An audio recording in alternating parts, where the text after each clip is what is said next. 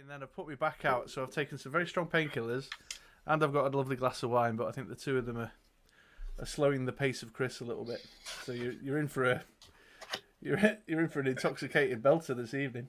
I was going to say, you've got to navigate the forest of doom. Well, I think it might help, actually. I think it might help. You never know. There might be some, what was it, gnome fairy milk this time round? Yeah. No milk. No sounds a bit wild. Maybe a few leprechauns to do a few trips with. You know what I'm saying? I'm the leprechaun. Drugs and booze. What kind of circus are you running? I'm running back medication and white wine. I said to Andy before, that's it's Desperate Housewives style. Painkillers and wine. There it is.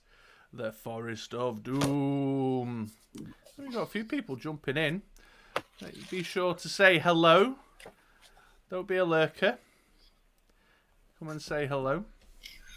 If you've arrived, we like chat to get involved. And join us on our quest.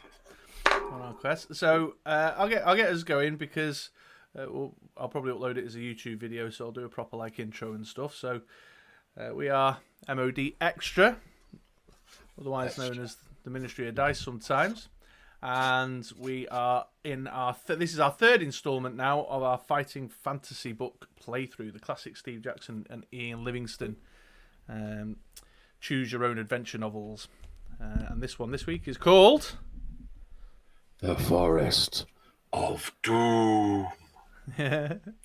Excellent. So yeah, we're just going to keep going month on month until we run out of fighting fantasy books to do, and then we'll find, somebody else's choose your own adventure books. There's quite a few. I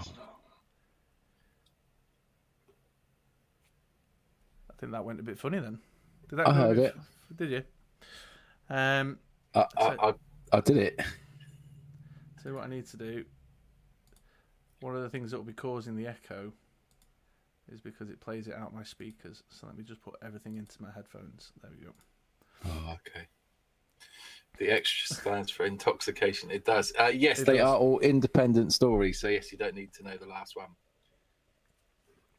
Yeah, that's correct. So, but the twist this week, I've done the narration. I've been the narrator for the last two installments. We're going to switch it around for this installment. I'm going to run the Forest of Doom and play the character, and Andy here, who's on this screen for me, is going to be the. Is it a dungeon master if it's a fighting fantasy book? I suppose it is, isn't it? But I have Andy's got the book as he was just showing you. I've got all my required equipment. I've got pen and paper ready to go to record character information and draw my map. I also have my D6 selection of D6s. I've got a blue one, a white one, and a green one today. What have you got? You've got the black and silver. Nice. I don't think I'll need more than two. No. But I have them nonetheless. Ready to go. And then, of course, a cup of tea. Nah, I prefer to be the dungeon master than game master. Is it? I was thinking this the other day. This whole thing about dungeon master and crawling the dungeon as the the terminology that's used. Yeah. If it's a forest or a citadel, right? Can you then still say crawling the dungeon? It was when I was writing a description on one of the social media posts. Yeah. I was like, do I still call it crawling a dungeon if I'm, I don't know, rooting around in a forest? Well, I'm not being the forest master. That sounds shit. I can't argue with that. What about the master of the... No, even if you reverse it, it doesn't improve things. The master of the forest, no. Metaphorical dungeon, yeah. So you're the metaphorical dungeon master. You could be the metaphorical dungeon master. The lyrical Jesse James. Right, let's roll your character up. Let's roll my character up, yeah. So get me started, Mr. Metaphorical Dungeon Master. It's a Dungeons and Dragons raid. Right. Before embarking on your adventure, you must first determine your own strengths and weaknesses by rolling dice to determine your initial scores. blah, blah, blah, blah, blah. Your adventure sheet, you may record it on your adventure sheet. You'll find boxes for recording your skill, stamina, and luck scores. You're advised to either record your scores on the adventure sheet in pencil or make photocopies of the sheet in use for future adventures. Right. To determine your initial skill, stamina, and luck scores, roll 1 die, add 6 to this number, and enter this total in the skill box on the adventure sheet. Right. Skill. This is an important one. 1 die, add 6. Yeah. You're not going to believe me, but I rolled a 6, though. Oh, there we go. 12. Skill 12. So you should be all right in the fights. Yep. What's next? Roll both dice, add 12 to the number rolled, and this is your stamina. Stamina. Okay. I've just realised I'm left-handed, so I'm writing with a funny angle to the thing. Oh, that's not as good. 5, 6. And then add how much, sorry? 12. So I've got 12. That's not great, is it? That could have been better. So it's 12 plus your roll, so you got 18. Oh, right. Still not great, though. Comparable to what I could have done. No. Yeah. And then the last one 30, for luck is roll 1 die, add 6. Look, roll 1, add 6. I'll roll the green one this time. Oh. Skills. I'll roll the white one this time. 3. 3, so that is the luck of 9. Oof.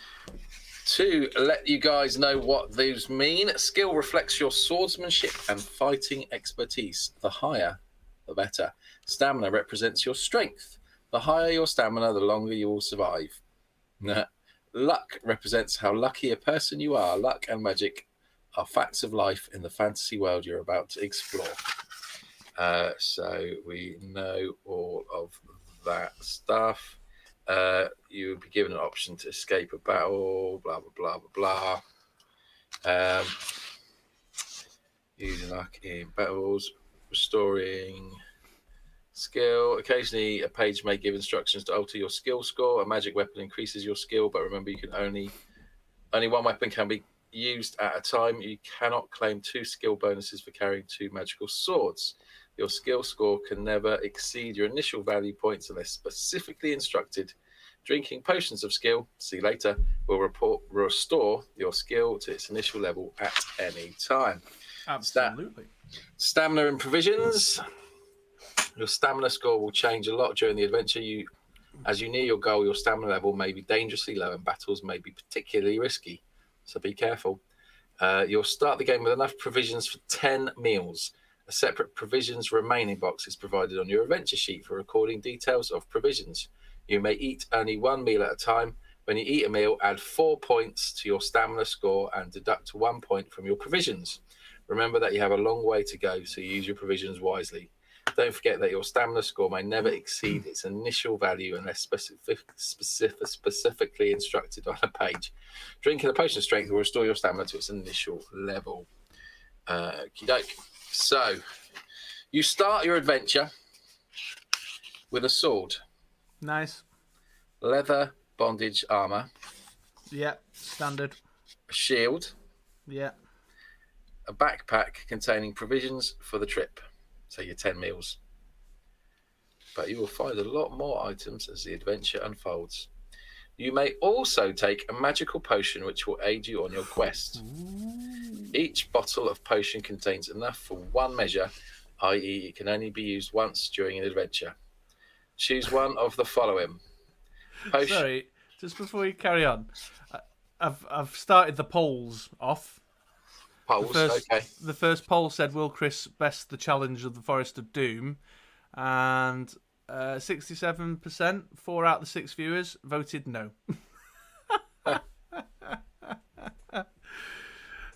So, yeah. Thanks, guys.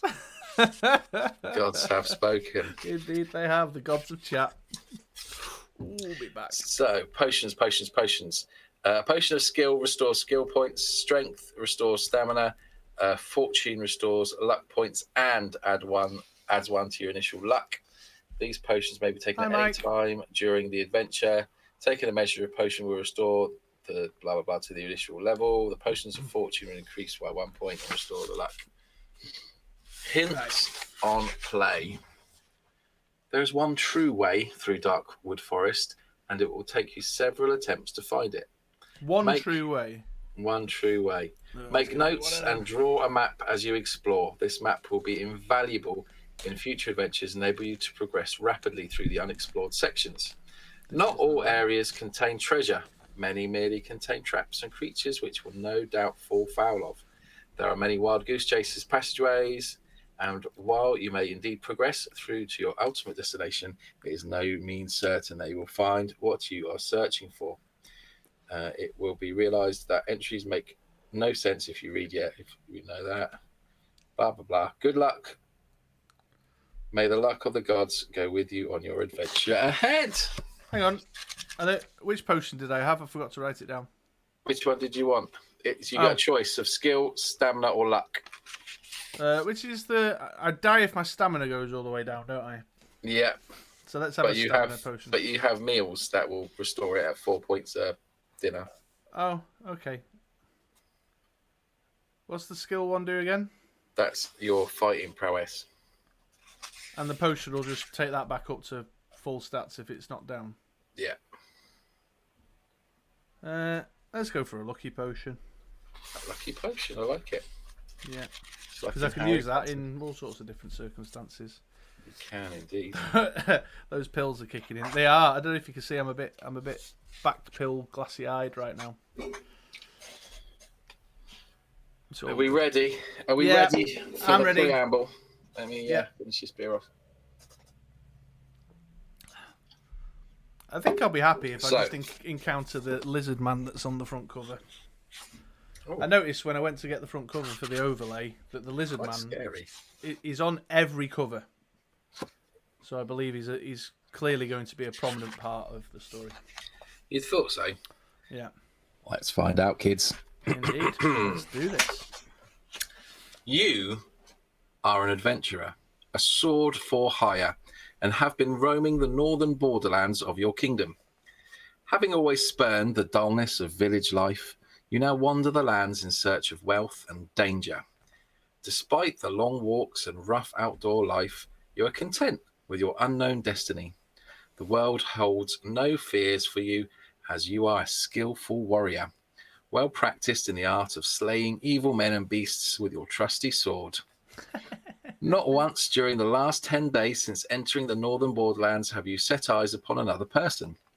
This doesn't worry you at all, as you are happy with your own company and enjoy the slow, sunny days hunting, eating, and sleeping. Sounds good. It is evening, and having feasted on a dinner of rabbit, spit roasted on an open fire, you settle down to sleep beneath your sheepskin blanket.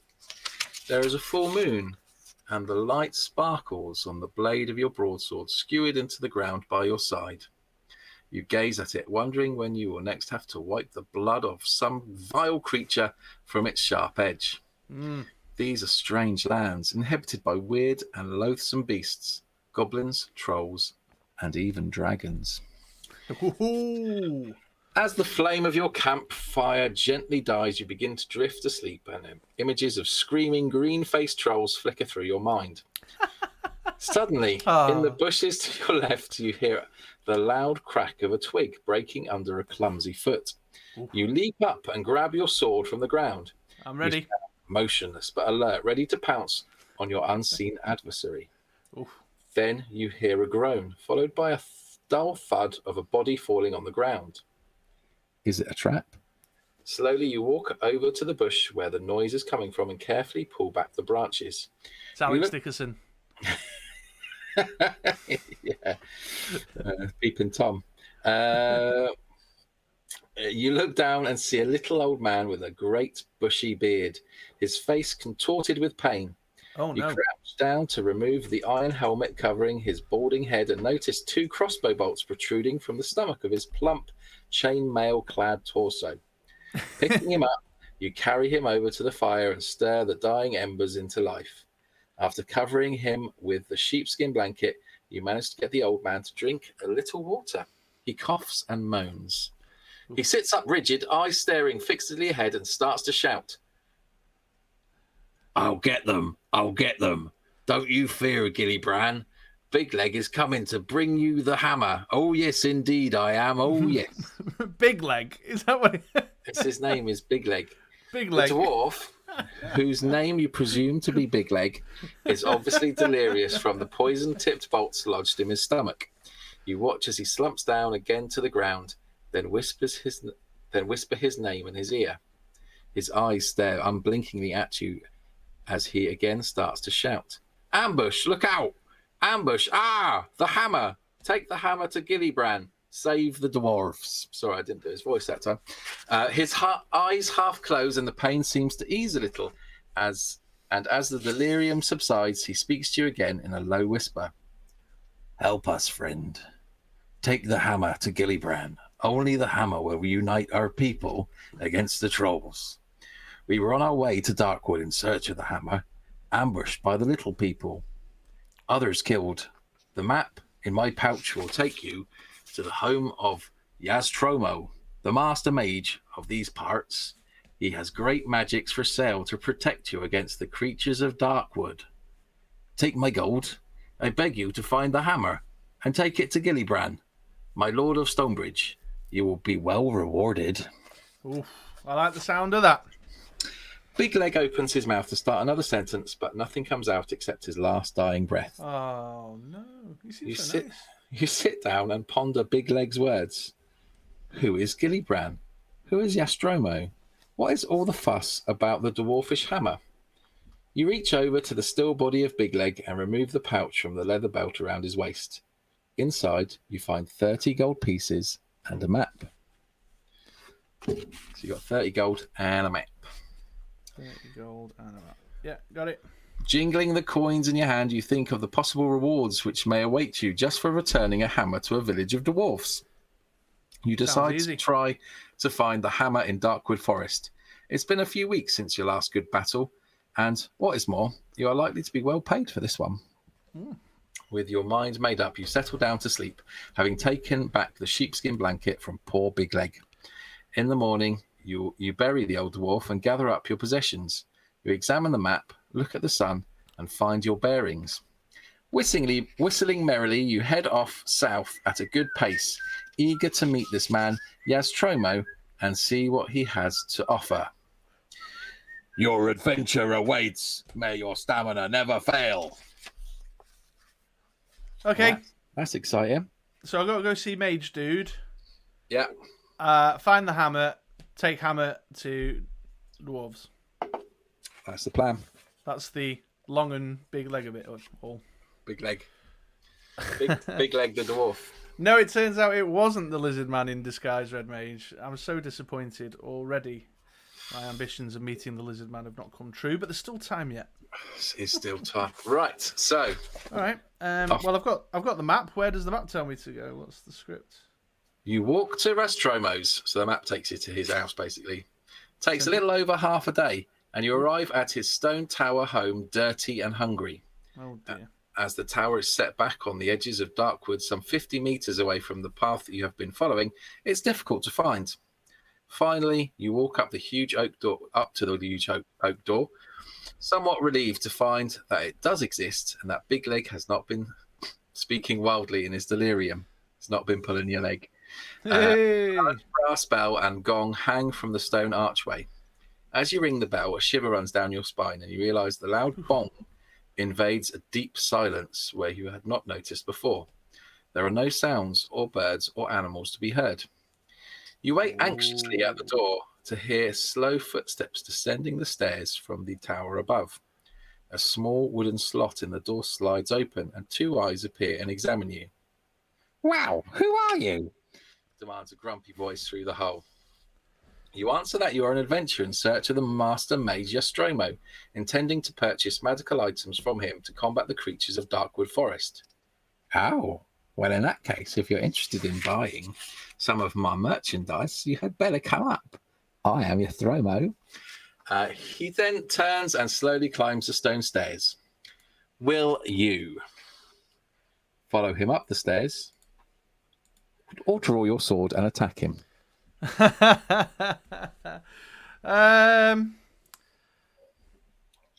I'll follow him up the stairs. Red Mage says this guy's definitely the lizard man in disguise. Stab the lizard man. I've noticed, Red Mage, actually, you do have a bit of a predilection for going for the stabby option first and foremost. 261. I've not got a name. I've not named my guy. I'll name him. Elvis.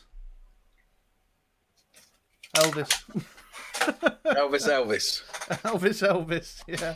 Nice. You follow the huffing and puffing old man in his tattered Hey, robes Stu. up the spiral staircase to a large room at the top of the tower. Shelves, cupboards, and cabinets line the walls, all filled with bottles, jars, weapons, armor, and all manner of strange artifacts. Ooh. Nostromo shuffles past the general clutter and slumps down in an old oak chair. He reaches into his top pocket and pulls out a fragile pair of gold-rimmed spectacles. Placing these on his nose, he picks up a piece of slate and chalk from a table next to his chair and begins to write frantically. He then hands you the slate. Right. Basically, it's a shopping list. Okay. Right. So, I'll read it out to you, and then if you want me to go back. So, you've got a potion of healing, which is 3 gold pieces. A potion of plant control, that's 2 gold pieces. A potion of stillness, that's 3 gold pieces. A potion of insect control, which is 2 gold pieces. A potion of anti-poison, which is 2 pieces. You've got some holy water, that's 3 gold pieces. A ring of light, no, that's 3 gold pieces. You've got some boots of leaping, that's 2 gold pieces. You've got a rope of climbing, that is 3 gold pieces. You've got a net of entanglement, which is also 3 gold pieces. Armband of strength is 3 gold pieces. Glove of missile dexterity is 2 gold pieces. A rod of water finding. Oh. That's 2 gold pieces. Okay. You got some garlic buds, they're 2 gold pieces. The headband of concentration are 3 gold pieces. Some fire capsules, they're 3 gold pieces. And some nose filters are also 3 gold pieces. He tells you that all the instructions for use are written clearly on the labels attached to the items, together with their suggested use. He sighs and tells you that unfortunately the magic in the items only work once, but they are the best you can buy for the money. If you decide to buy any of the items, pay from them by reducing the amount of gold on your adventure sheet and add the items to the relevant sections on it. He then asks you the reason for the purchase of the items, and you tell him your story and your decision to continue the quest of the luckless big leg. Ah, yes, Nostromo says, slowly rubbing his chin. I heard that good dwarf of Stonebridge had lost his fabled warhammer. Without it, their king is unable to arouse his people, despite the fact that his hill trolls have threatened his village. Rumour has it that an envious king of another village of dwarves sent an eagle to Stonebridge to steal the hammer, which it managed to do. But as it flew back over Darkwood, it was attacked by deathhawks, and the hammer dropped into the forest and was lost. Apparently, 2 forest goblins found the hammer, but could not decide who was to keep it. They wrestled for hours, but gave up. They then discovered that the handle unscrewed from the head, and the argument was settled. One kept the head, another the handle. They then parted, each happy with his new treasure. Who knows if they still have them? So I'm afraid your problems are doubled. I can tell you that the head is made of bronze and the handle is made of polished ebony. Both head and handle have the letter G inscribed on them. Your task is not easy. Good luck. So, before you leave the room, do you want to buy any of that shit? Yeah, I've got 30 gold pieces, but Red Mage has done the maths and says to buy one of everything is 44, so I'm going to have to be a bit more selective. What do you reckon, chat? Plant control, stillness, insect control. I got as far as holy water before I got bored writing them down. You've got a ring of light, boots of leaping. Oh, I robe, want the gloves of dexterity. How much were they? gloves of missile dexterity. That's 2 gold pieces. Right, I'll have them. Write that down. You got a rod of water finding, some garlic buds, headband of concentration, some fire capsules, some nose filters. Yeah, I'm gonna have some holy water. There you go. Jot that down. How much were they? Those were 3 gold pieces. Sweet. I feel like holy water and garlic buds are not. Hey, Jocelyn. I think there's a vampire coming up in the forest. I feel that might be right. Yeah, it was garlic buds. Red Mage says stillness might be useful in an emergency. Let's do it. The potion of stillness. Stillness, that's 3 gold pieces. There might be a T-Rex in there. Is the T-Rex the one that can't see you when you stand still? It is. Yeah. Let's have a look. Fire capsules, nose filters. The big fat rod of water finding. Yeah, let's have the water finding rod. That is 2 gold pieces. That takes me down to 20. Let's have the fire capsules. That's 3 gold pieces to you, sir. Takes me down to 17. I'm just going to blow it all. Should I blow it all or should I keep a bit back? Should I keep a bit back? Ooh. Easy come, easy go. Yeah. Let's have insect control. That seems oddly specific. 2 gold pieces for you. Thank you. It takes you down to 15. And then let's go for plant control. Plant control, another 2 gold pieces, please. That's down to 13. Rod of water. Still feel like there's... What have I not bought? You've not got a ring of light or Let's have a ring. Boots of leaping, ropes of climbing, or nets of entanglement. An armband of strength. I'll have a ring of light. How much was that one? Ring of light, 3 gold pieces. Very hard to find. Takes me down to 10. And then the leaping thing. Or is there a levitation potion? Boots of leaping. A gold piece each boot. 2 gold pieces, please. Leaping boots. And that's 2. Jocelyn says go for the ropes. What are they? Ropes of entanglement. Rope of climbing. 3 gold pieces. Very rare. Sounds like that might be handy. I'm down to 5. So I need a 2er and a 3er. 2er and a 3er. Got a potion of anti-poison. Have you got one of them? No, I haven't. Let's do the anti-poison. That's for 2. And I've got some lovely nose filters for 3, if you fancy them. Or a headband of concentration. That's 3 gold pieces. Let's have the headband. Oh, beautiful. With Patrick Federer's. Was that before? There you go. I've spent all 30 of the gold. Yeah, I got the insect control, Red Mage. Lovely. Headband of concentration. Cool. Right. Yeah, I got some gear, got some stuff. You are sorted. You are ready to rock. There's nothing going to touch you, mate. I'm going to come across this lizard guy and he'll be like, pay me 5 gold pieces and I'll leave you alone. Yeah. And I'll be like, no! How about some nice boots? Okay, you thank Yastromo and leave the room by the spiral staircase. Cheers, Shadow mage 177.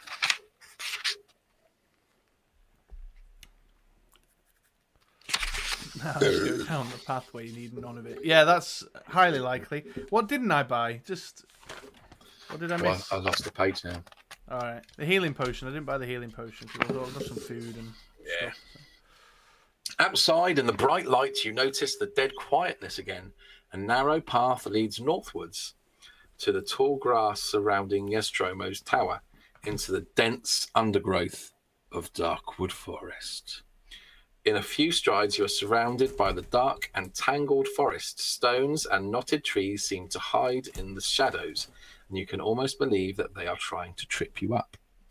The light fades quickly, and the air becomes moist and unpleasant. Deeper and deeper you go into the gloom. Eventually, the path forks on either side of a huge old tree. To go west, turn to 289. To go east, turn to 160. So do you want to go west or east? Go west. Where the air is clear. 289 is the number there. Hang on, I'm just drawing an old tree at the crossroads. Went down to the crossroads. Okay, the narrow, overgrown path continues to weave its way through the crowded forest. Strange animal cries echo through the trees. Oh. It's not long before you arrive at another It's a junction. popular dogging location. If you wish to continue westwards, or you can go north. Westwards or north? I would like to continue westwards, please. 17. The Pet Shop Boys, mate. You've just listened to the Pet Shop Boys. Okie doke. So the path turns suddenly to the right and proceeds northwards into the dense undergrowth. Right. So turn north or turn north then, basically. Well, you've just taken a little bit north a route, a different road. 206 for this one. I'm doing my best to make the road weave as I'm drawing it. Suddenly, off the path to your left, you hear cries for help. Oh. If you wish to go to the aid of the person in trouble, turn to 253. If you'd rather ignore their cries and continue your journey north, turn to 187. I am going to go to their aid. They may have an axe handle or an axe head with the letter G engraved on it. We can only hope. 253. Oh, crossroads. Yeah, what was that? Did you You get me to the crossroads. the cream version or the Robert Johnson or the anyway. Right. Clambering over the gnarled roots of the old trees, you head in the direction of the cries. After a few minutes, you see a man dressed in long, dark robes with his foot caught in a rusted rabbit snare. His face is masked by the robes, and only his dark brown eyes are visible. If you want to help the man free his foot from the snare, go to 344. If you decide against helping him, return to the path and head north. Is there an option? There's a picture there if you want to help you make a decision. He looks a bit shady. What do you think, chat? There's no option to stab him and steal his stuff. No. You either help him or you run away. The Rush version. Look, he's like, hello, help me. Yeah, go on, we'll help him. Sure, Hello. I'm feeling helpful right now. Right, 344. You are yet There's a to be trap! jaded by the forest of doom. 3, 4, 4. You wedge your sword between the jaws of the snare and pull on it like a lever. The robed stranger adds his strength and finally the snare springs open. Yay. He thanks you over and over again and explains that he is in the forest looking for his long-lost brother, who he thinks is living the life of a hermit somewhere in its depths. His name's Together, not Big Leg, is it? You scramble back over the roots and trees to the path.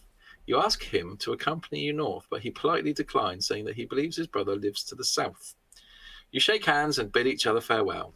Turn to 36. Hi, Joe. Oh, thanks, man. Is that it? So, not even a reward for saving him. Do you think he might be Astromo's brother? Living a hermit life. Oh, maybe. Or maybe... To the south. Maybe we'll help you later on. Thinking about the robed stranger, you feel a little uncomfortable. There was something about his manner that you did not trust. Ooh. You stop to take a look in your backpack, and you are annoyed to find that something is missing. Oh, no! Dirty, thieving dude. I said he looked dodgy. What's he robbed? The man was a thief. Deduct either all your remaining gold pieces... Haha, yeah, I'll do that. Or 2 of the magic items you have made a purchase from your Somo from your adventure sheet. It'll do. You are in 2 minds whether or not to run after the thief, but you sense that he will not be where he said he was going. You curse and start walking off to the north. So you have to lose 2 of your magic items. What a shitter. Right, let's get rid of the fire capsules and the water finding rod. Grab them off. Yeah. Oh man. So was he legitimately injured, do we think, folks, or was that all part of a ruse just to get me close enough to thieve? Oh, Joel! Who knows? Lovely little bitty explosion across the screen there. Bitty, mummy. Yeah, that's not a euphemism. Yeah, I'm gonna take a risk on the 2 elements, water and fire. I think that potion of stillness is gonna have its moment. No problem. 187. So am I still? I'm trudging up north still, am I? You are. Yeah. Walking along the twisting path, you see a small sinewy creature with brown, scaly skin sitting on a log on the right of the path. The He has lizard a man. sullen expression on his face, and as he slowly tosses a black, shiny rod on a leather cord back and forth between his hands. He might be one of the goblins you are looking for. Will you draw your sword and attack the goblin? Try to start a conversation with the goblin. Ignore him and continue walking north. Yeah, let's have a chat with him. Is this goblin the lizard man, maybe? I don't know. 203. You're going to try and have a chat. Yeah, let's see what.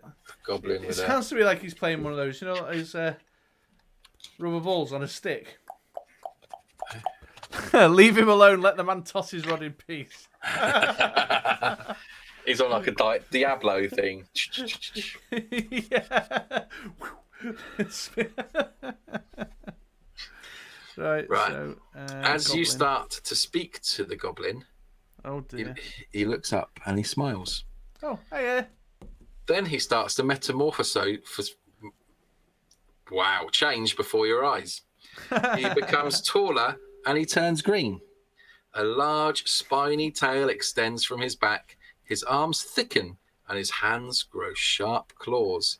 His face distorts and becomes reptilian with red eyes, a wide mouth and dozens of razor-sharp teeth. He's not a goblin, but a shape changer, and you must fight him. Oh, what? Now, he has a skill of 10 and a stamina of 10. Really? Lizard man in disguise. Lizard man. Open your mouth and close your eyes. What do I do? Roll 2 and add my skill? Yeah. So what's your skill?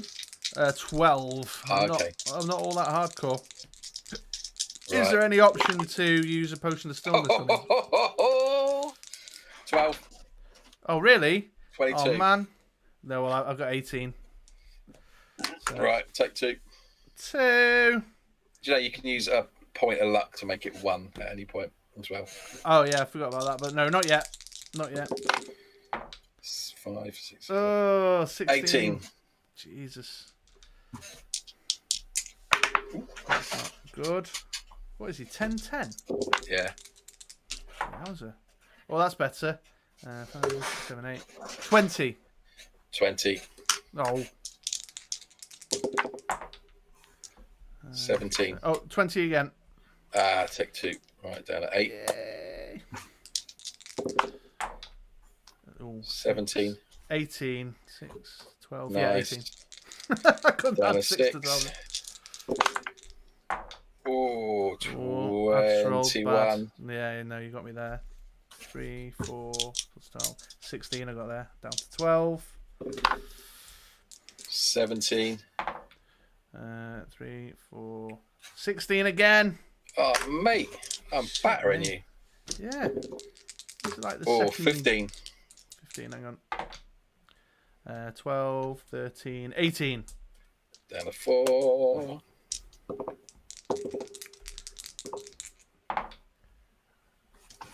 6, 18 again. 21. Fuck a duck. This guy's hardcore. Changeling little twat. I need to use these dice. Oh, that's 15. 4, 5, 6, 18. Nice. Right, one more Should have hit bought on that me. health potion.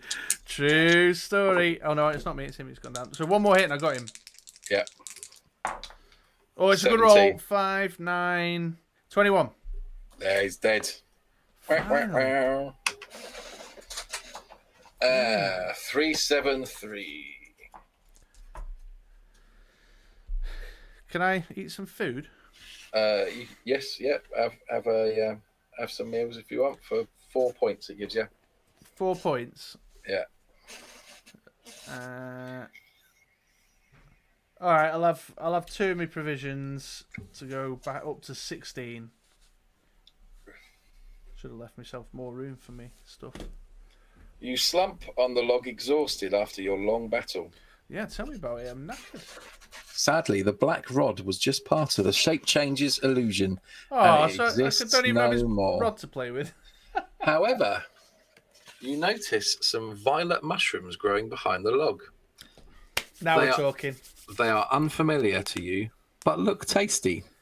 If you wish to eat some mushrooms, turn to 308. If you'd rather continue north, don't. Eat the mushrooms. Okay, what could go Definitely wrong? eat them. Eating some random mushrooms in the forest of doom. Why would you do this? Because the mushrooms might give me that final 2 stamina to put me back up to full health. On eating some of the mushrooms, you feel a great turmoil inside your body. Oh, I better do. You think you might be turning into a shape changer. No, I'm just having a cleanse. At last, you are relieved to find the turmoil dying down, and you have not become a shape changer at all.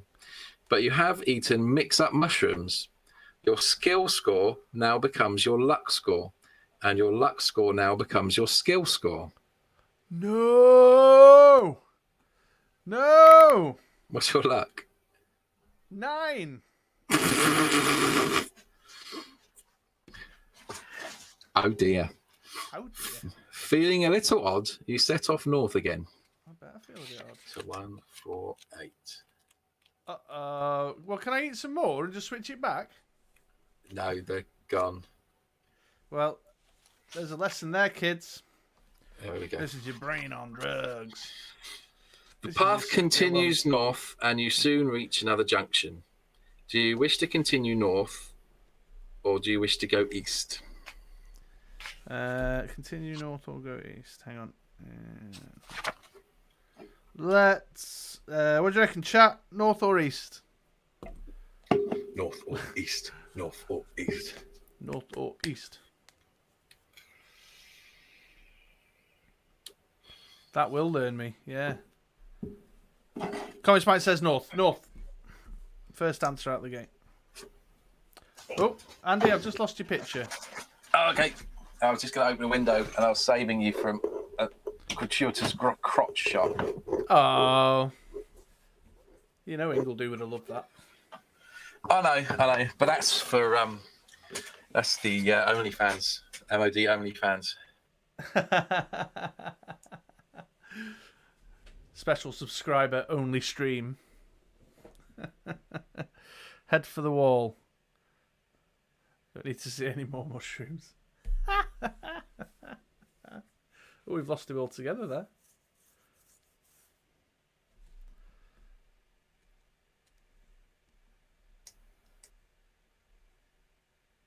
Will he return? Who knows? Hola! Hey! There we go. Right, will you go north or east? Thank you, Mike. The vote from chat was north, head for the wall. Okie doke, north is 97.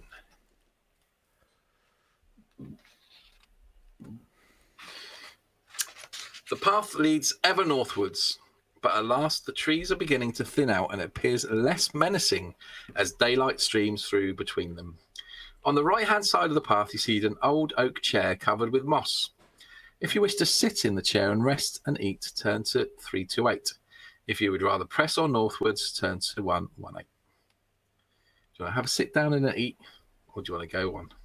Yeah, I'm gonna sit down and have a chill for a minute. 328. Despite being made of hard oak, the chair is surprisingly comfortable. You start to eat, but instead of feeling stronger, you feel weaker. You are sitting on a chair of life draining, which drains 4 points from your stamina score, despite eating a portion of your provisions. So you lose provision and you lose 4 points. This forest sucks. If you are still alive, you manage to climb slowly out of the chair and stagger northwards along the path.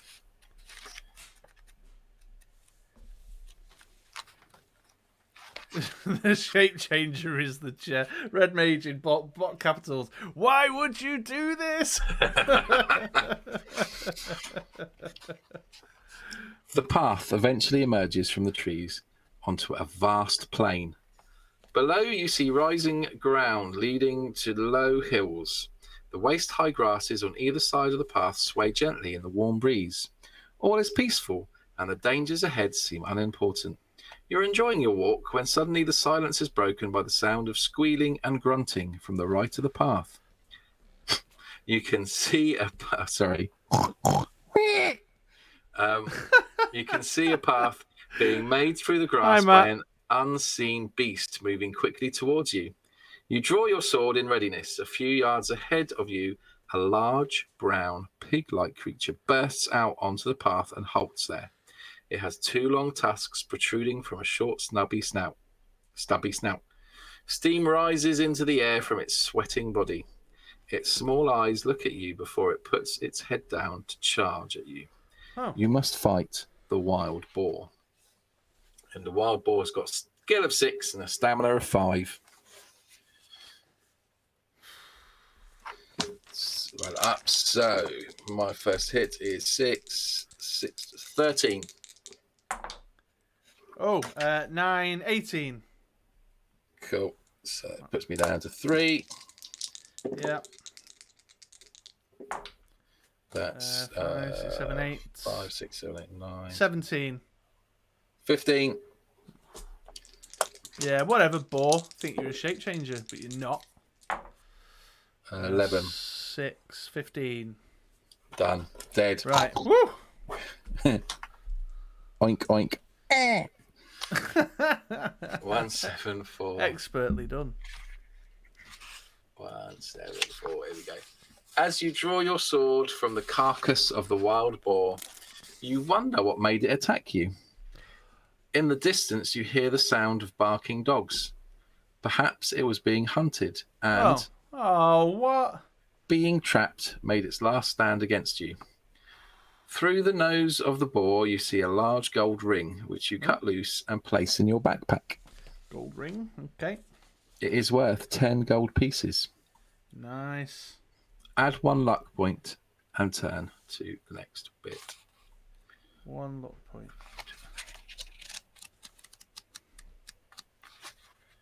Apparently so, Jordo. Yeah, apparently I did just murder some poor innocent piggy.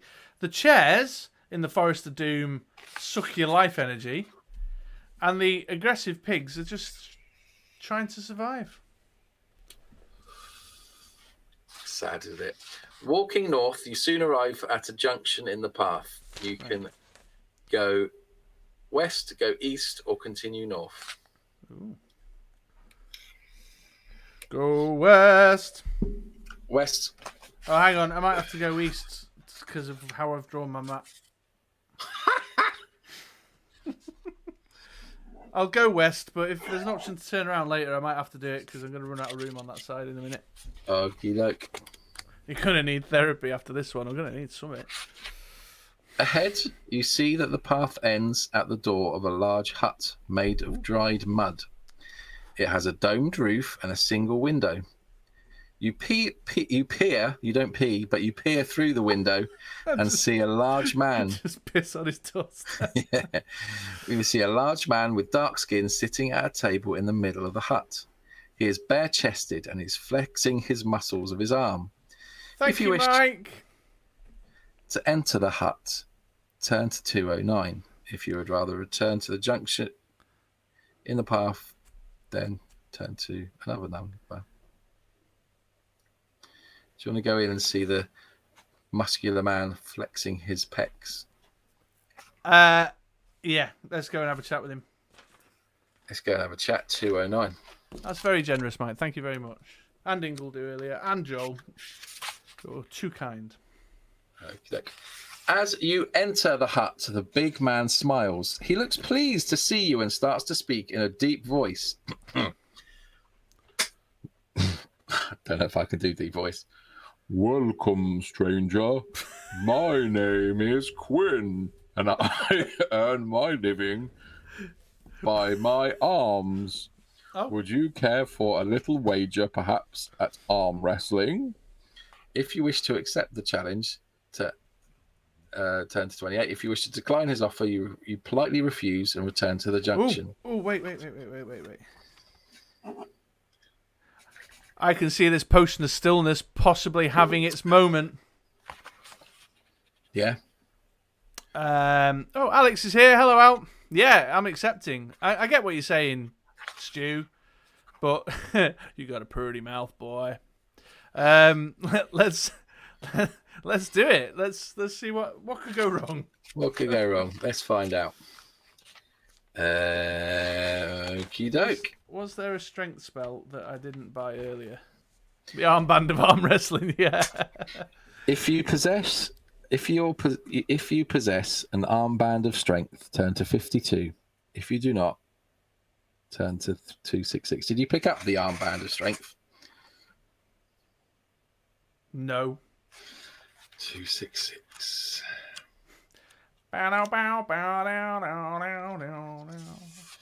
Quinn explains that he will wager some dust of levitation against an item or coins to the value of 10 gold pieces. Ooh.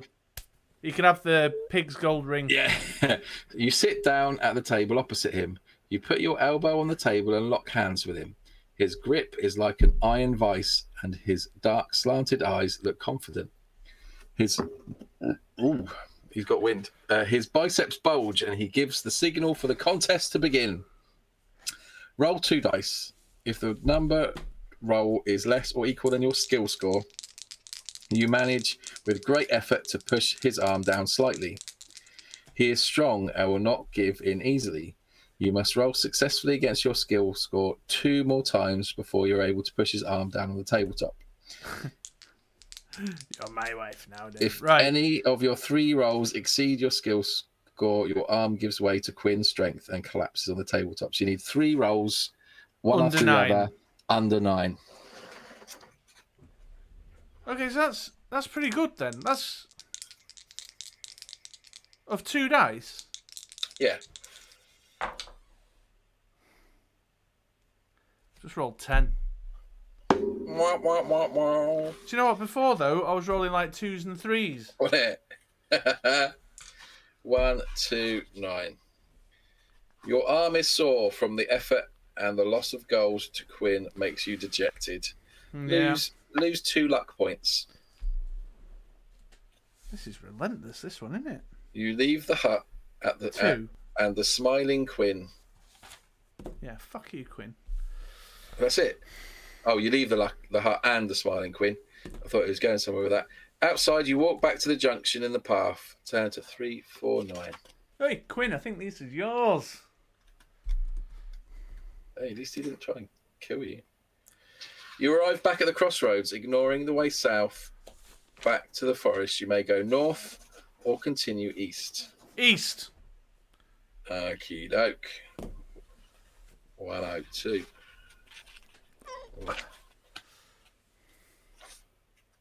Walking along the path, you notice marks in the ground made by the hooves of a horse heading east. Right. You soon arrive at another junction in the path. The hoof marks lead south back to the forest. You decide to head north. Turn to 105. One completely irrelevant thing there. In the distance to the right of the path, you see large birds circling in the sky. As you get closer, you recognize them as vultures. Ooh, If you dead body. wish to step off the path and see what or whom the vultures are interested in, or if you wish to ignore the vultures and continue walking north. No, let's go have a look. There might be a corpse to rob. Okay, 384 might be your corpse. What do you mean might be my corpse?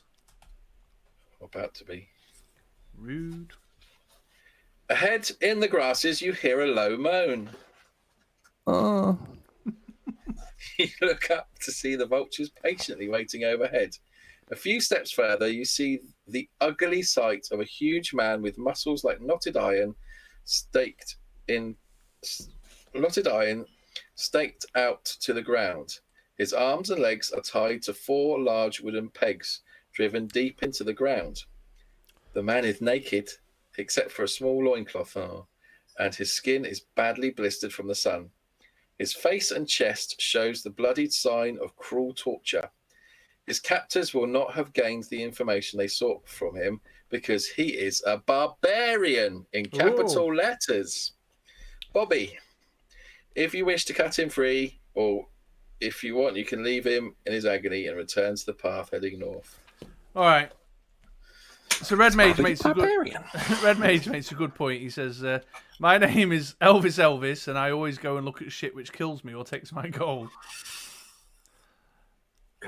There's lots of muscular men kicking around in this forest. There certainly is. Jordo says set him free. Yeah, I don't know. So what's the bet here?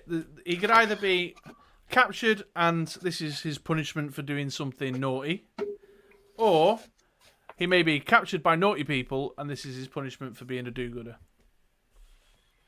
He's going to stab you. He is probably going to stab you. I'm going to set him free. All right. Decision made, my friends. 1, 2, 8. Bloody hell, me back. The chair thing just went loose. There we go. You cut the thick ropes holding the barbarian. He grunts and sits up to rub his wrists and ankles. Bro. He looks at you and he sneers. Oh, what? He is either delirious or ungrateful. Oh, wank. For he pulls out one of the wooden stakes from the ground and turns to attack you. Fuck's sake. You must fight the barbarian. Skill 9, stamina 7. No good deed. Just need some of that rolling that you had before. Yeah, watch this now, though. Oh, no, it's good. 15. 19. 16. No, it don't matter. Hang on. 14. Wait a minute. Shit, I should have kept myself a bigger box for my stamina, apparently. Because I seem to be losing it. 4, 5, 6, 7... Plus 9... 16. What were you? 14. Down to 5. Oh, that's a good one. 6, 7, 8... 17. 15. Me. I'm down to 3. Yeah, fuck you, you ungrateful barbarian. 17. 4, 5... 14. Bang. Back in your face. I'm finding it hard to... 15. Oh, no, that's great. 10, 19. Do you want to use a luck point and kill me, or do you want to go again? Oh, yeah, let's have a go at using a luck point. What do I do there? Do I have to roll under my luck score or something? No, you just lose a luck point and kill me. Oh, yeah, let's do that then. He's a barbarian and I'm dead. Yeah, ungrateful. So, Jocelyn says, I don't like adventuring alone. I'm trying to make some friends. I'm looking for the dudes who've got the axe handle and the axe head. Red Mage, so stop helping. That is the last time you are going to do anybody a favour for some time. Returning to the path, you head north again. 3, 9, 4. Right, hang on.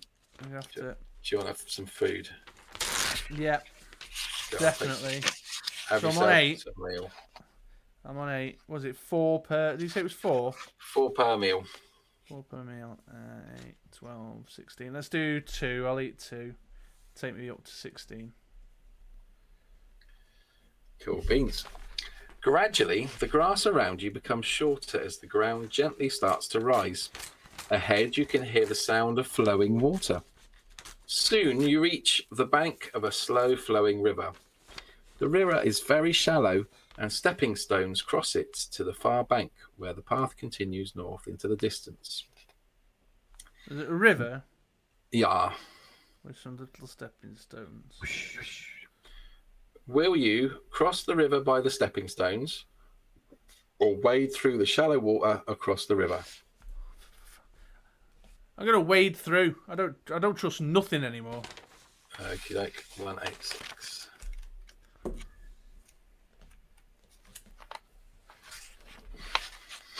Oh. You step into the water and start to wade across the river. The water is quite murky, and although the level only rises to your waist, you feel somewhat vulnerable to the creatures that may live in the river. Suddenly, your fears are realized. You feel sharp teeth sinking into your thigh. You reach down into the water and feel the long, thin body of a blood eel extending from your leg. I've got leaping boots, Jocelyn, but it didn't give me the option to use them. You draw your sword and start to stab at the water.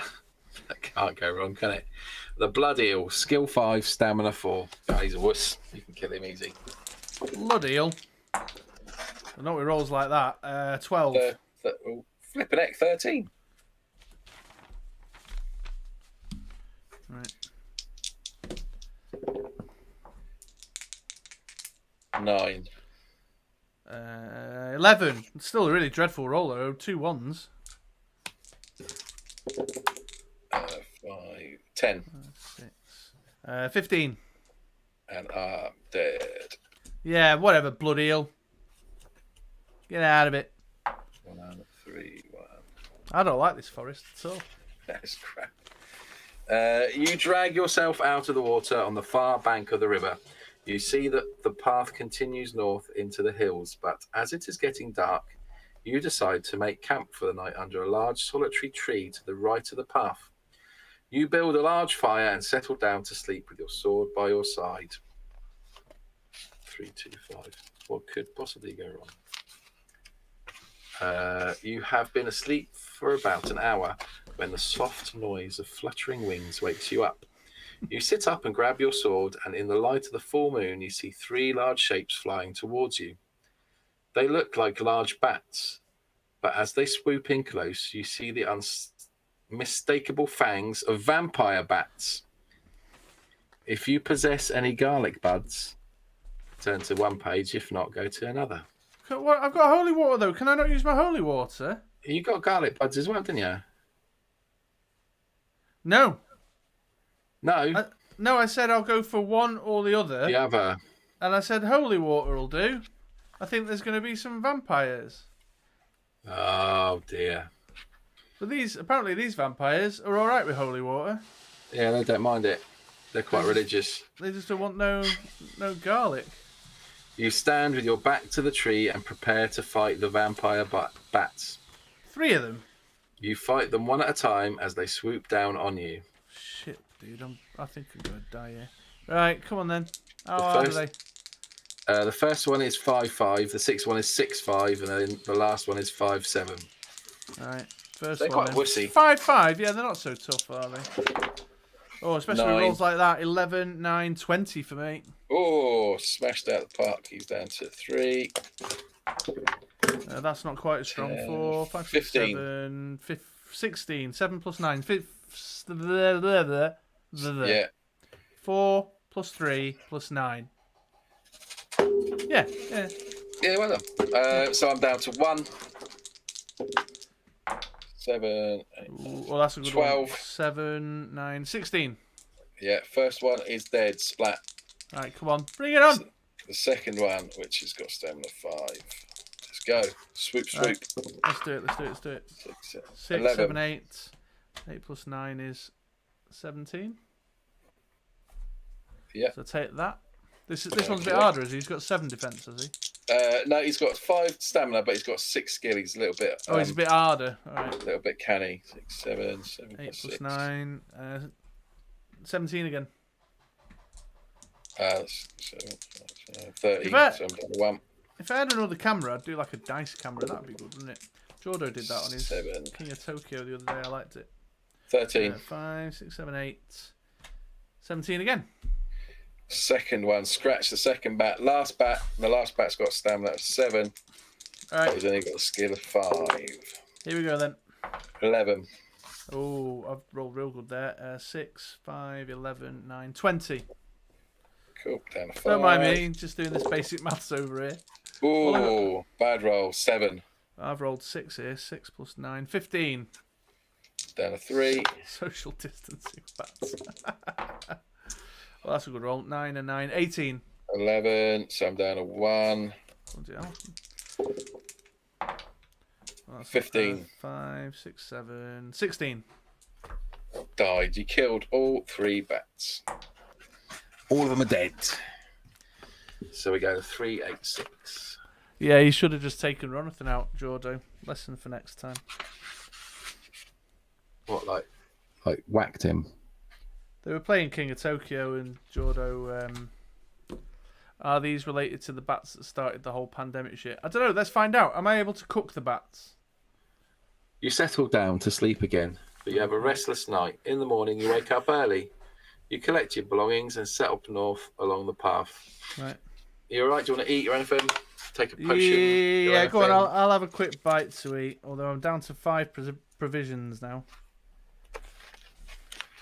But that takes me back up to a full 18. Back to Nice.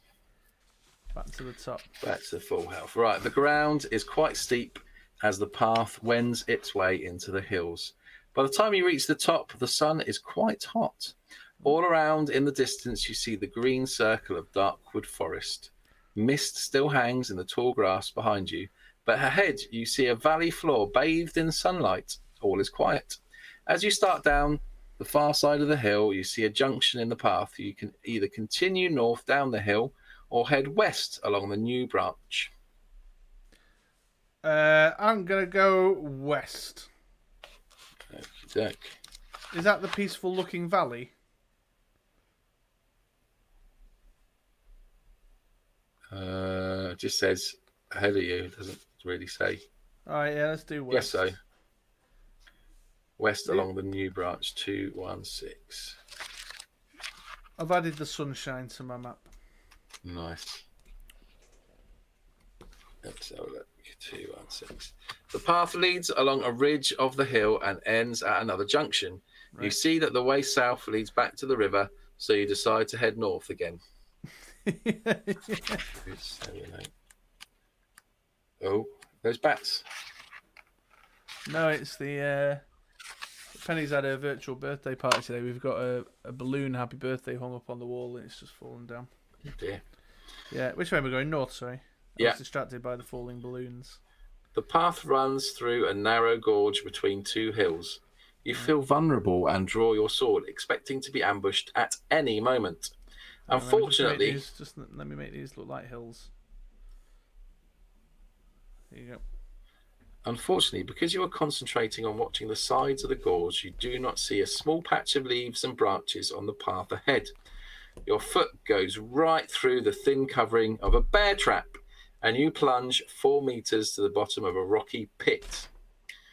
To add to your misfortune, a wooden stake with a sharp tip points out of the center of the pit. Test your luck. If you are lucky, you manage to avoid landing on the wooden stake, but fall heavily to the floor and lose 2 stamina points. If you are unlucky, the point of the stake pierces your leg as you land. Lose 2 stamina points for the fall and a further 2 points for the injury to your leg. So under your luck. Under my luck. I'm at luck 10 right now. All right, it's pretty good. Pretty good. I've rolled 6. Perfect. So lose 2 stamina points for the fall. There we go. 3, 1, 9. I'd like to use my leaping boots, please. Do you possess boots of leaping? I also have ropes of climbing. Ah, it's the boots of leaping we need. So let's go to 228. Boing. Boing, boing. Gummy bears. No. Bouncing here and there and everywhere. The pit is circular with smooth sides and you are weak from your fall. You reach into your backpack and pull out the brown leather boots. They are very light on your feet. You crouch down and in one mighty leap, you are out of the pit. You dust yourself off and continue your walk north down the gorge. Yeah, baby. 255. Another quick one. Continuing down the gorge, you see the handle of a sword sticking out from a large rock by the side of the path. Is it a sword? If you wish to try to pull the sword free from the rock, turn to that page. If you wish to continue walking down the gorge, turn to another page. Score 1 for the boots. Yeah, this could be Excalibur, couldn't it? Let's do it. Let's do 182. Although I'm not keeping my maps very well. I'm onto my third page of map keeping. Is this normal? Wow. Nope. It's because I keep walking north. You take hold of the sword and place your foot against the rock. Roll 2 dice. If the number rolled is equal to or less than your current skill score, the sword slowly slides out of the rock. If the number rolled is greater than your skill score, the sword will not move. You tire and are forced to give up and continue north. Under my skill score. Yeah. Right. Here we go. Ah, look, I mean, that's just beautiful. I don't know if you can see that. Can you see that? Was it Snake Eyes? Yeah. When you need it. Right, so go to 70. Hang on. I need to take a bathroom break. I need a wee wee. Yeah. I need a wee wee. Are you going to keep the viewers company? Yeah, of course. Shall I spam them with an ad? Oh, yeah. Let's do it. All right, just a 30-seconder. Spam you with an ad. I'm going for a wee. Spam. The ads bouncing here and there and everywhere. There's your adverts. Compare. They're your advertisements. What's that mean? What's exclamation point bet mean?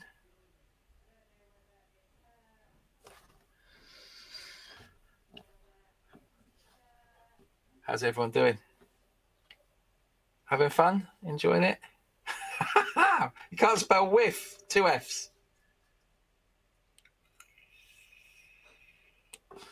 Exclamation point piss.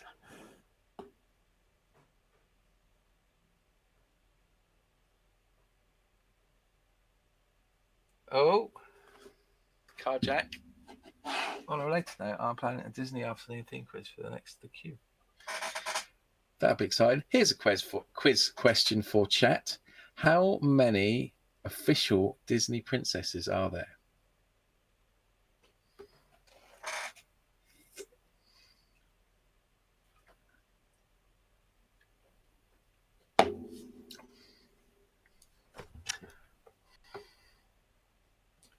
Red Mage on the button there with 12. He knows his Disney princesses. Here's another one. Quiz to keep you going. What in the A-Team, what was the face man's full real name? Not the actor, but the character.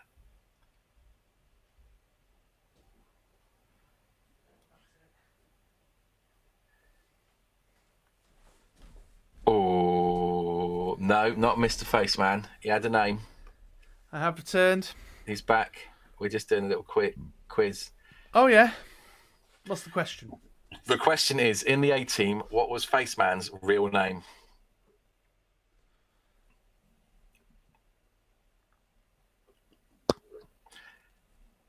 Mr. McFaceman.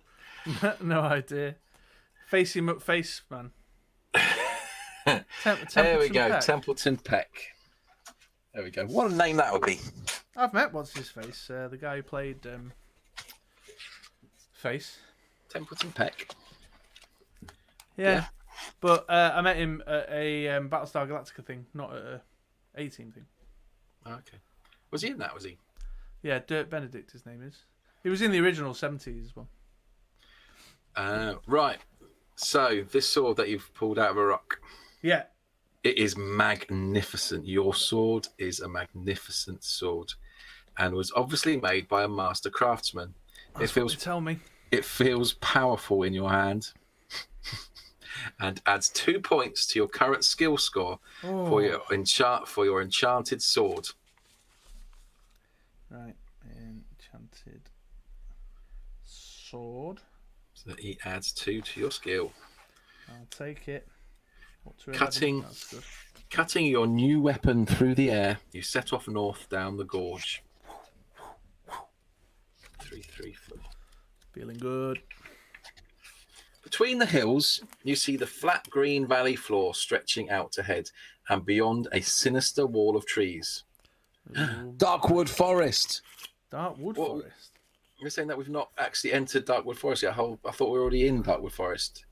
On the No, other side that was the Forest of Doom. Now I'm in the Dark Wood Forest. Oh, I'm with you. On the other side of the trees lies Stone Bridge at your journey's end. Arriving on the valley floor, the path ends at a junction. Do you want to head west, or do you want to go east? Let's try east this time. West hasn't been working out for me so much. Okie doke. And there's 51. a tree line here. You walk along the Green Valley floor. Your walk along the Green Valley floor brings you to a junction in the path. If you want to head north, or you can continue east. So I can go into the woods, basically. Okay, let's carry on east. Okay, 397. Stu's just like, turn around now, man. You continue your walk along the valley floor, passing a junction in the path which leads south to the hills. You soon arrive at another junction. Again, one of the branches leads south to the hills. If you wish to head north, or do you want to continue carrying on east? You get the feeling like it wants me to go north into the woods. Yeah. It's like, which entrance do you want into the woods? Yeah, let's go east again. Okay, leading along the quiet valley floor, the path comes to an end at a junction. The way south leads back into the hills, so you decide against that and head north. Turn to 369. Saw that coming. The valley floor is green and pleasant, and you wonder why such a tranquil place. Have I gone on the right page? Yeah, should I not be in a forest now? Apparently, in fact, this is the right page. Such a tranquil place should be the home of so many loathsome creatures. Really loathsome. Loathsome. Walking along the path, you see in the distance the portly shape of a balding man dressed in long brown robes heading in your direction. As he gets closer, you see that he is a friar. Will you start a conversation with him or walk past him with a nod of a head? A friar? Friar. A monk, if you will. Yeah, could this be a shape changer again? Yeah, let's have a chat with the friar. Let's see what he's got going on. I bet he might have some mead or something. All right, 191. Bless you, my I child. wonder if we get a nice little picture of him if we're lucky. I'm trying to doodle his little monk cut with the bold bit at the back, but No it looks picture. like they've given him a crown. The friar is very nervous and jittery and shuffles from side to side as you start to speak. You ask him why he is so distraught, and he tells you that his sacred brass bell has been stolen. Oh. Someone has swiped his bell. As payment for its return, he is willing to offer a magic healing potion. Do you have a brass bell? No. No. Let's go to 243. No, sorry, dude. Can't help you on that one. You tell him that you are sorry, but you have not seen his brass bell. Sorry, The man. poor old friar frowns and then asks you if you would like to give him 1 gold piece for a good cause. I ain't got none. I mean, legit, this isn't like what you say to the beggars on the street. You just, yeah. He's No, shaking his... sorry, I've got no change. Got no change? The friar shakes his head, saying, there doesn't seem to be any charity in this world anymore.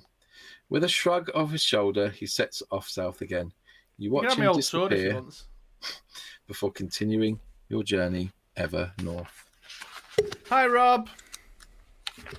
390. And that's 290. That's why that didn't make any sense. 390. In the distance, you see the dark brown wall of trees looming up before you. All right, I've drawn my trees on too early. Directly into Darkwood Forest and soon starts to twist and turn between tangled roots and bushes. The path eventually splits. Do you want to continue heading north or do you want to go west?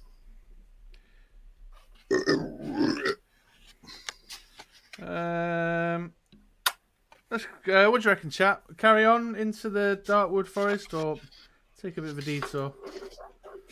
West has been great so far. West has done really well for you. Yeah, am I going to come to a crossroads that takes me south or north, or carry on west? And then I'll come to another crossroads that'll take me south or north, I reckon. That's my prediction. Okay. You're going west then? Yeah. Life is peaceful there. Go west. Your walk west is arduous, but uneventful. You pass 2 branches off the path leading south, which you ignore. Eventually, you arrive at a junction. Again, ignoring the way south, you head north. What did I tell you? 3. That's the map told me that was going to be the case. Amidst the trees to the left of the path, you see a small stone building covered with ivy and moss. If you wish to examine the building, you can, or if you wish to carry on north, again, go for it. Examine the building. 391. Always. The building measures only 3 meters by 3 meters and has no windows. The door is made of stone and looks very, very solid. There's no handle, and it does not appear that there are any other ways into the building. Then you notice a tiny keyhole in the stone door. Do you possess a silver key? No. No. 379 then. You may either try to charge the door down or return to the path and head north. Charge it down.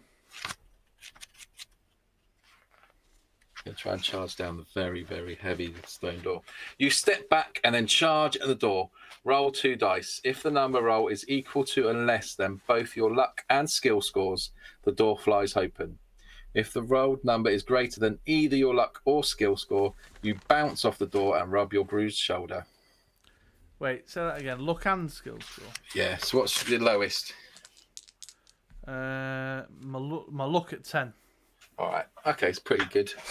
Pretty good chance. I got to roll under it. Mm-hmm. Oof, 9. Just. Right, so what have we got? So the door flies open. 327. Sure there'll be something in there that'll be really nice to you. Nailed it. Inside, you see stone steps leading down from the door into gloomy depths. You can't see a thing down the stairs. If you wish to descend the stairs, turn to that. If you wish to leave the building, return to the path ahead. Go down the stairs. 351. I think after kicking that door down, you deserve to see what's at the bottom. See you later, Mike. Thanks for swinging by, dude. Silly. You step carefully down the stone stairs, feeling your way as you go. Slowly, your eyes become accustomed to the dark, and you begin to make out shapes at the bottom of the stairs. You are standing in a small square room with a low ceiling.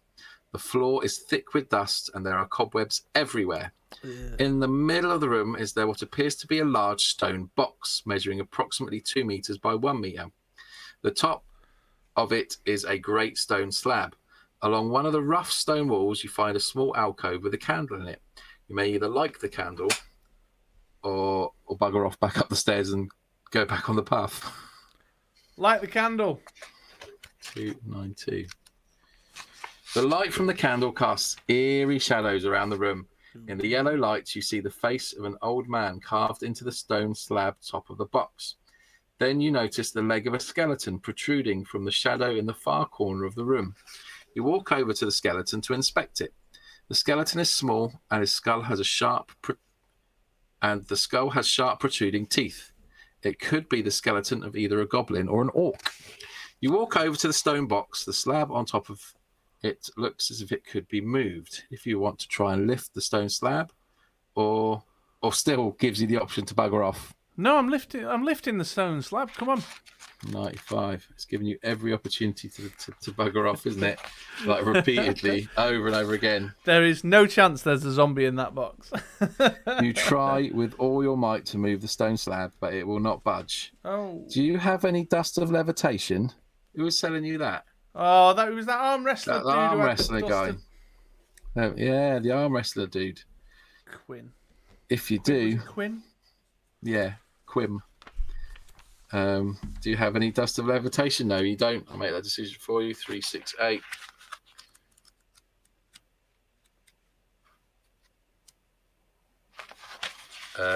There's nothing more you can do in this room. So you decide to walk back up the stairs and return the path heading north. I reckon. Oh, shit. I reckon that may have had a piece of the hammer in it. I have a feeling that it might have done. Oh, man. The path presses on northwards through the dense trees. Then it makes a sudden turn right and heads east. The path is so overgrown in places that you have to use your sword to cut through it. You walk east. Your walk east is long and tiring. At last, you reach a junction in the path. Looking at Big Leg's map, you decide to. I thought, what? What? What? Why are you not using the map all the time? Oh. Looking at Big Leg's map. Goose is here, dude. The goose is loose. Looking at Big Leg's map, you decide to head north again in the direction of Stonebridge and ignore the narrow path continuing east. Wow. Okay. 103. I'm on to page 4 now on my map. The path opens out into a small clearing. To your right, you see a pile of branches, grass, and pieces of rag, the lair of some large creature. Among the debris and old bones scattered about, you catch sight of something glittering. Do you want to look more closely? Or do you want to hurry north along the path? Should I look more closely, boys and girls? This might be a full-on poll jobby. New poll. I'm thinking dragon, like a tree dragon. Sounds like a dragon, doesn't it? Oh, why is that not typing? Should Chris look closely? Closer. Response, yes. Response, no way, fool. And we'll do a quick fire. 1 minute is the lowest we can do. Starting now. Get your votes in.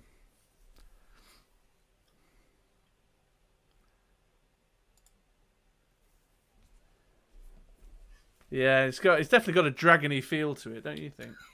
Oh. Yeah, definitely got a bit of a dragon vibe about it. Do you know what, these polls, you can't pre-configure them all. Can you not? You got to do it on the fly. I wanted one that was chat command, but I couldn't find one. Not in time.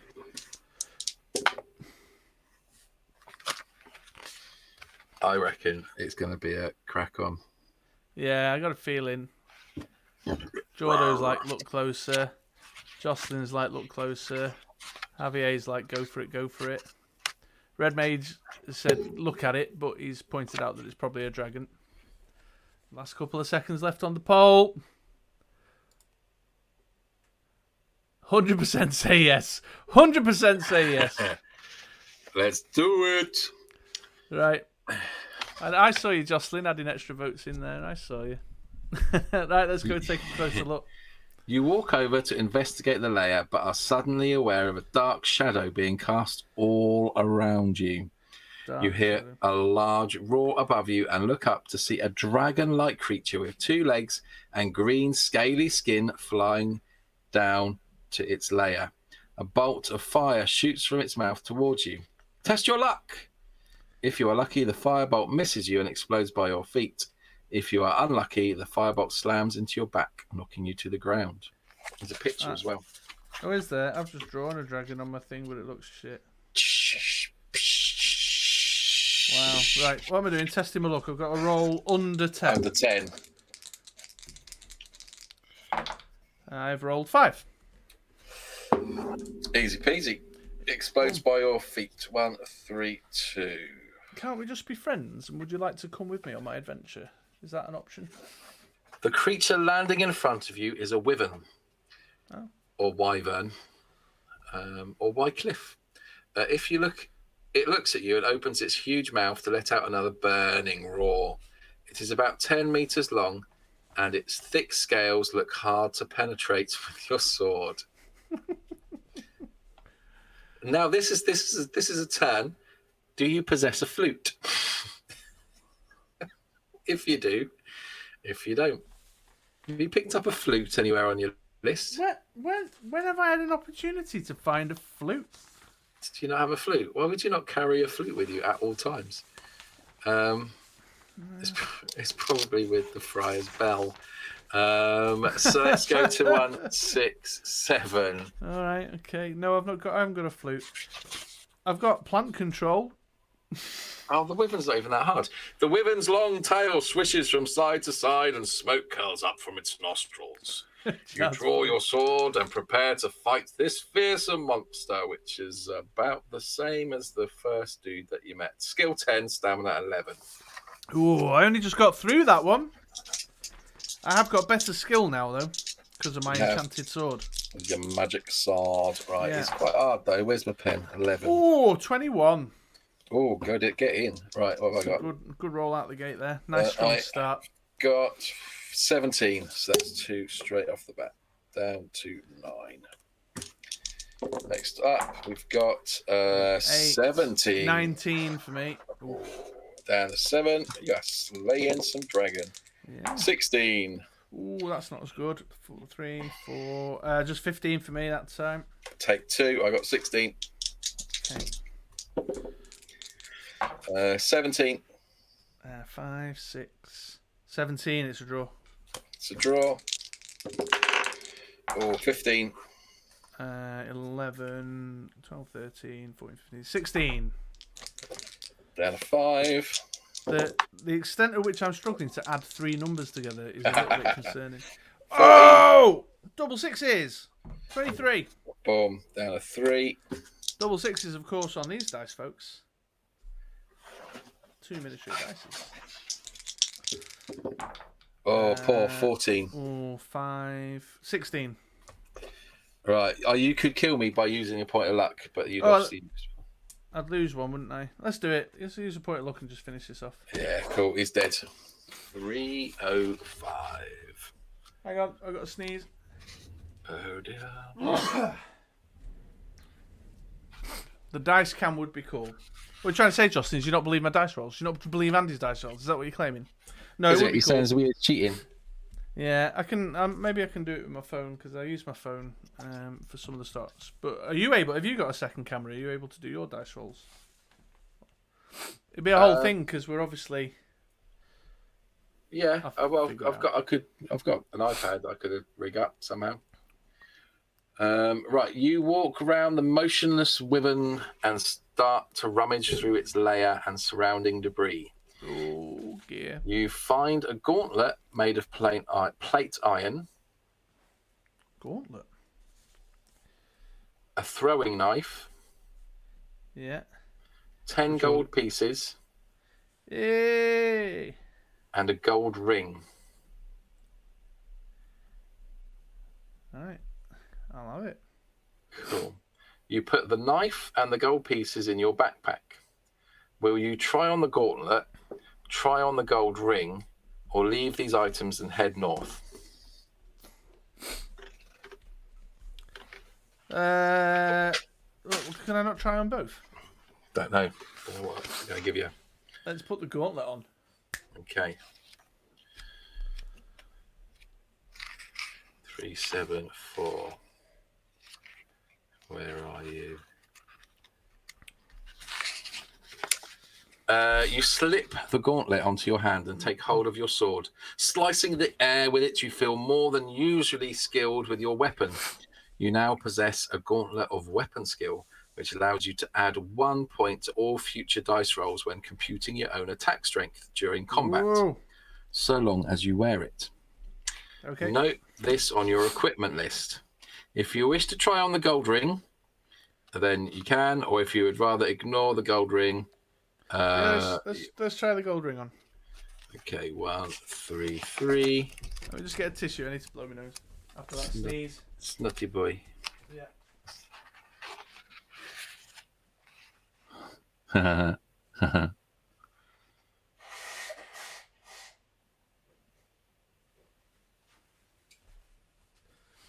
still had my headphones on there. I didn't like that.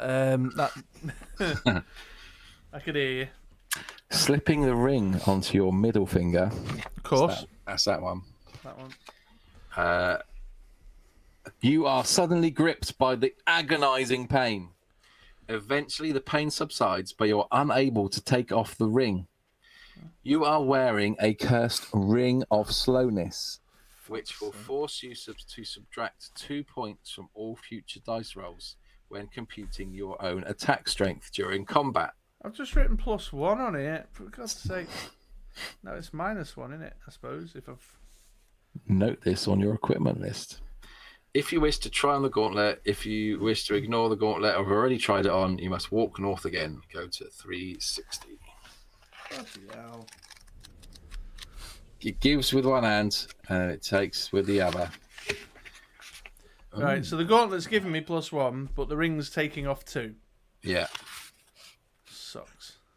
Walking along the narrow path, you suddenly hear the sharp crack of a twig breaking and the whispering of low voices.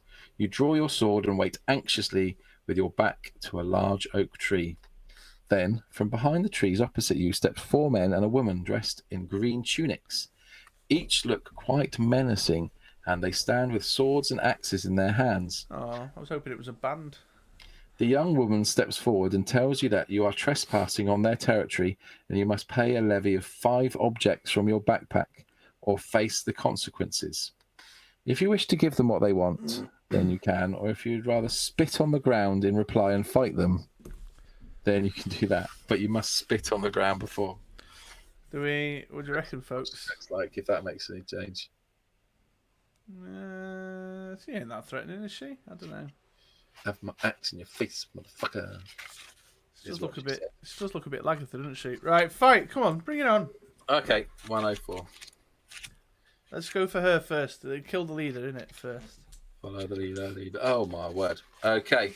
The bandit woman steps forward with her sword raised, shouting, "Death to the intruder!" Because she was German. She is their leader, and you must fight her first. If you manage... All right, let's get her out of the way, and then I'll let you know what happens next. Cool. So, she is skill 8, stamina of 6. She's the stamina of a bat. Oh, that's a brilliant roll. Hang on, with the -1. 20. Ooh, 8 plus 11. 19. Nice. So down to 4. 5, 6. 16. 14. There you go. 2. One more hit on her and she's dead. Oh, that's not great. 5, 15. 14. Oof. She's It was good dead. enough. You have spanked her ass. Get out of there. If you manage to defeat her, you must now fight the other 4 bandits in pairs. Both members of a pair will have a separate attack on you each attack round, but you must choose which of the 2 you will fight. Attack your chosen bandit as in a normal battle. Against the other, you will throw with your attack strength in the normal way, but you will not wound it if your attack strength is greater. You must count this as though you have just fended off his blow. Of course, his attack strength is greater. He will have wounded you in the normal way. So you have to roll against both of them, but you have to choose which one you're going to actually attack to do damage to. Can I use my throwing knife with my headband of concentration or my gloves of missile dexterity? Let me just check. Or do I have to wait until I'm given the option? No, you can't use them. Sorry, you have to wait till it gives you the very specific option, or just doesn't. Yeah. Right, so Bandit A and Bandit B, they're here first. They're the first pair. Bandit A has got a skill of 7 and a stamina of 6, and Bandit B has got a skill of 6 and a stamina of 4. Right, okay. So who do you want to go against first to hit? A. You want to hit A. So let's roll for A first. He's got a skill of 7. 7 plus 30, that's a 17. I rolled 18. Okay, so then that knocks him down to 4, and then you got to roll against Bandit B. Oh, 11, 21. 17. So you fend off his blow, but you don't actually So do I've anything. hurt one of them, but I've like blocked the other. And you've parried the other dude. Right. In a So let's go for B now. okie doke. So let's roll B first. So skill 6. So that's 11 again. 14. 21. Okay, so he's down to 2. And then we roll for the first dude, who gets 16. Double sixes again. Yeah, I need the dice Okay, again. so that's parried. So now, who are you getting this time? A. A. Yeah. I've just rolled Okey-doke. 3. 13.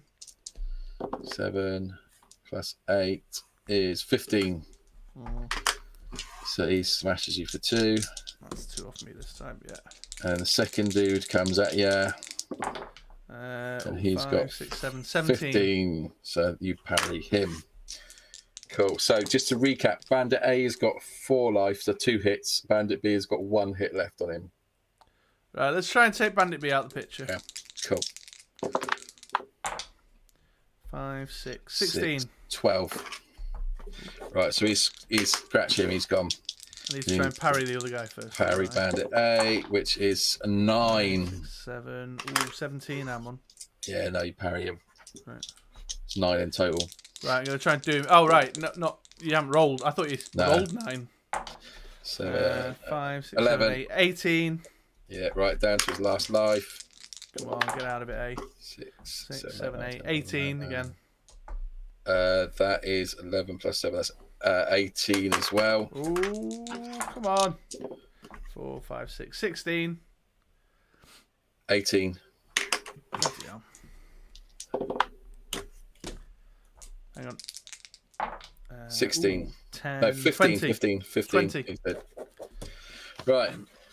That's the first pair done. Okay.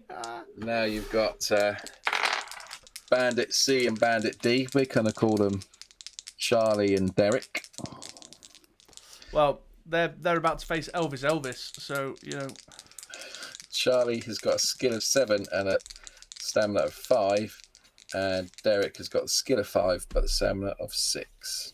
I'm going to start with the skill of 7. Charlie first. Yeah. Right. 4, 5, 6, 16. 8 plus 7 is 15. 15. So that takes him down to 3. And Then then you I got need to try and parry parry this the other dude. guy. 5, 5, 6, 7. 17 for me. 6, 7, 8, 9, 10, 13. What did you get? 5, 6, 7, 17. Okay, you're right there. Right, you're going to stick on just trying to kill one off and then get Yeah, I'm the going other to try and get one. the guy with the biggest attack done first. Cool. Right, he's got Ooh, 11, 21. 7, 8, 9, 7, 16. You could use the luck point to kill him because he's on Yeah, 3. let's do that. All right, so he is now dead. You need to still parry the other dude first. Yeah, 5, 10, 12. 20. Yeah, you're right. Now you can try and kill this dude off. You get 3 hits you need to get on him. And he's 12. 6, 10, 20 again. All right, 4, 2 more hits to kill him off. 5, 13. 3, 4, 5, 15. Right, last hit, and you've got him. Ooh, that's a good one. 9, 11. 19. He's dead. They are all dead. You've just killed off Get an out of it, you dirty bandits. entire Don't you know who family I am? of bandits. Don't you know who I am? I'm Elvis. Elvis, motherfucker. Nick the Greek. 11. You search their clothing and pouches, revealing nothing of interest apart from 2 gold pieces. Like a big cheeseburger big. Rip. Thunderstone.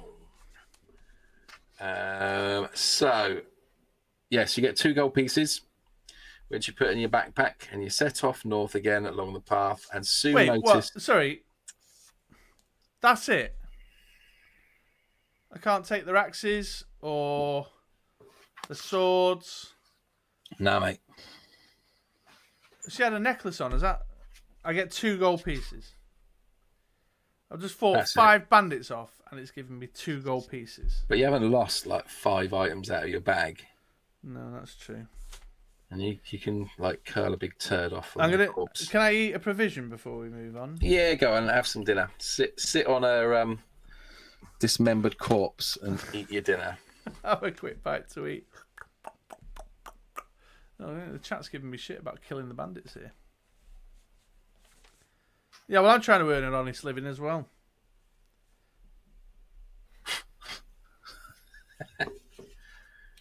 Right, there you go. Dead bandits. Marked them on the map. Let's go. Cool. You set off north again along the path and soon notice the trees beginning to thin out on either side of the path. Eventually, the path leads out of the trees and into ploughed fields. You are out of Darkwood Forest. Ooh, that was it, was it? Well, it looks like it, although you've not found any form of hammer. The path leads through the field to the stone bridge over a clear stream. Beyond the bridge are the small cottages and wooden huts of a village. A sign on the bridge reads Stone Bridge. You cross the bridge and see two old dwarfs with long white beards standing by a cottage looking at you. Do you have the hammerhead and handle with the letter G inscribed on them? No. If you possess neither or only one of these items, then do that. 381. Turn around and go back in and look harder. 381.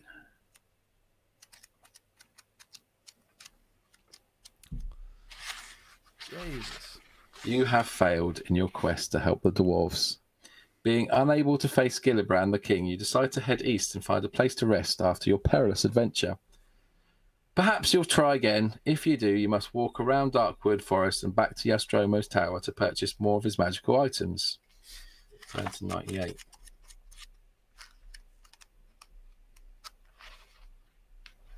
I reckon that stone thing had one in.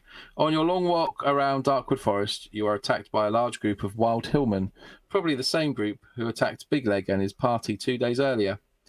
Test your luck. If you're lucky, you manage to run away from them without being hit by the rain of arrows which fall all around you. Right. So I've got this clear in my head. I've gone into the dwarf village. They've said, "Have you got the axe?" I'm like, "No, I've not got the axe." So they've gone, "Well, we'll go back in there then." I've turned around, gone back in. No, you're going around the outside of it. I could what? So I could always just go around the outside. You're going around the outside back to Thingy Bob's tower. Right. Hang on. To test your luck. So there's a big path. I can't put that on the map. All right. Right, testing me luck. I have spectacularly failed my luck test. I've rolled 9.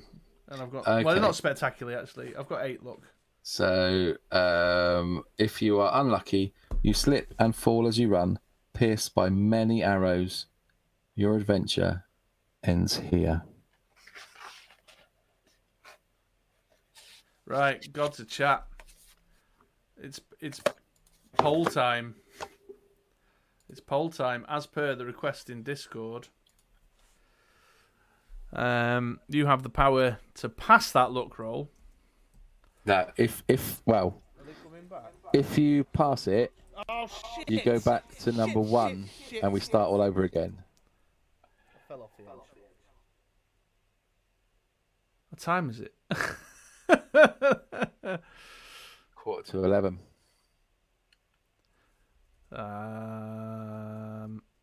That's not a takesy backsy, is it? That's not like give him some more health. No, because even if you don't die, we're starting at the beginning again.